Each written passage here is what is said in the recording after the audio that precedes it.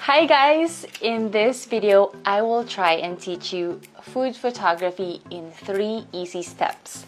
Those steps will be getting the right lighting and equipment, preparing the food, and taking the shot.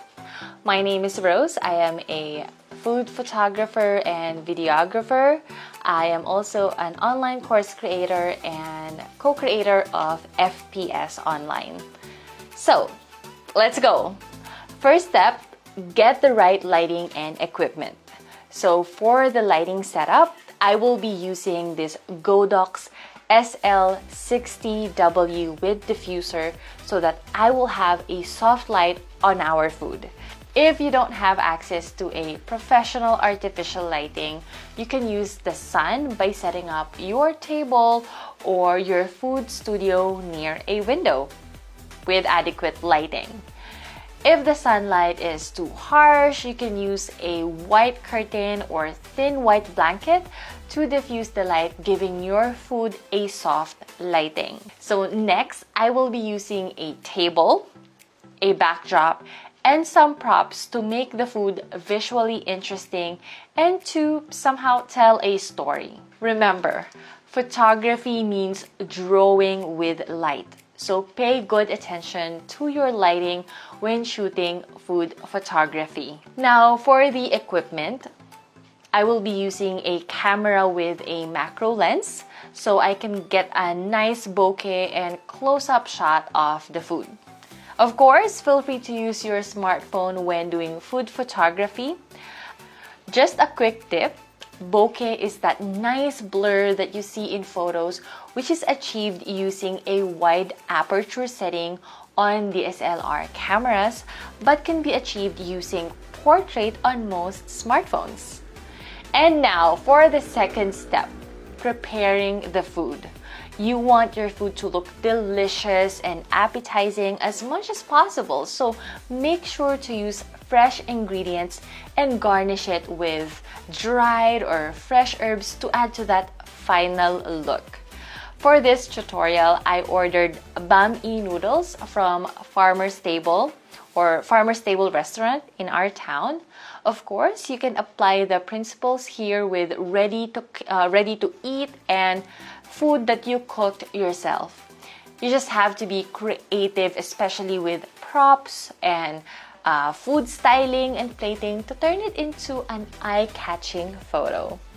Basically, I just separated the noodles from its ingredients to make my own plating and food styling. And here is the final result. Moving on to our third step, taking the photo. So, 3 things to remember when taking the photo: the exposure, the composition, and angle. Exposure is how much light is touching your subject and entering your camera's sensor. This is why it is important to set your food studio near a window or with adequate artificial lighting so your food will be well lit. Now, if you are using a DSLR for the first time, you can start with the auto mode or the auto setting. If you are using a smartphone, you can simply use the built-in camera and adjust the exposure, usually by touching the screen and dragging up and down. Once your exposure looks good, you need to compose your shot intentionally. The most common composition techniques are symmetry, when your food is at the center and everything is in proportion.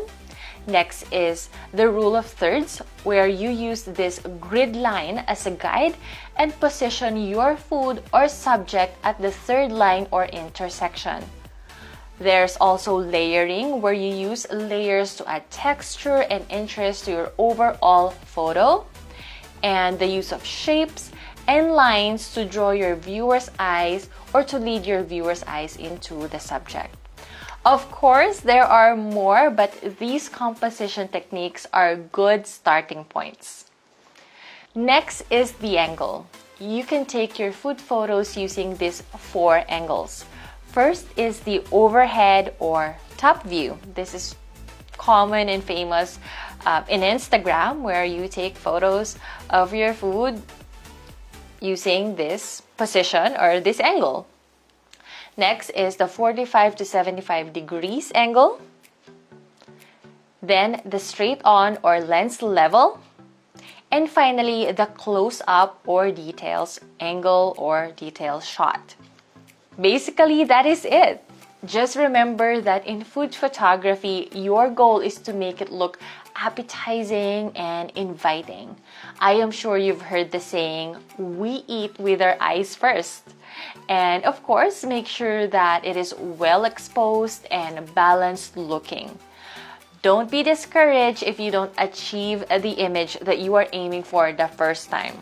The secret to food photography and any other skill is practice. And that is your 3 easy steps in food photography. Practice, learn from your mistakes, and your results will improve with every shoot. I hope that was fun and you learned something new. If you want an in-depth approach to food photography and food styling, I have a full course for beginners. Check out the links below. That's all for now. Thank you so much for watching and I will see you next time. Bye!